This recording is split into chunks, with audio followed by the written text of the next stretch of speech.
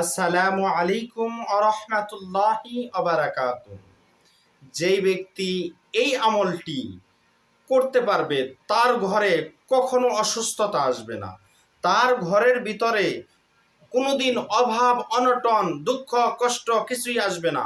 যদি এই আমলটি কেউ করতে পারে, আল্লাহ তাআলা তার ঘর থেকে অসুস্থতা অভাব অনটন দুঃখ কষ্ট সব কিছু উঠিয়ে নেবেন যদি এই আমলটি কেউ করতে পারে। আমলটি হলো যে আল্লামা আশরাফ আলী থানভী রহমতুল্লাহি আলাইহি উল্লেখ করেন, যে ব্যক্তি ফজরের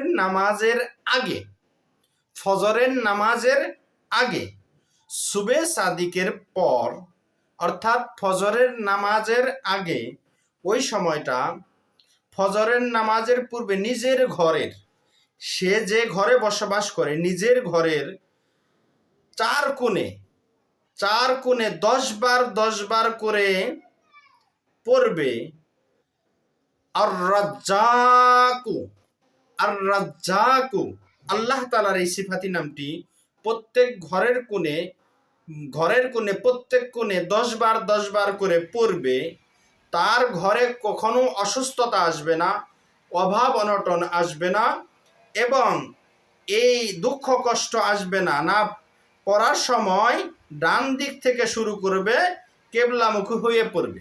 সর্বপ্রথম কেবলামুখী হয়ে ডান দিক থেকে পড়া শুরু করবে, তারপর বাম দিক, তারপরে পিছনের যে দুই দিক আছে সেই দুই দিক।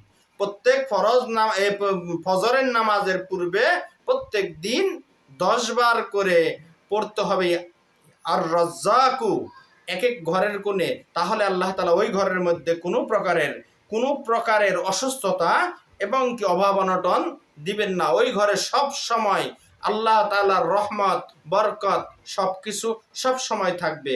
আল্লাহ তাআলা আমাদের সকলকেই আমল করার তৌফিক দান করুক, আমিন।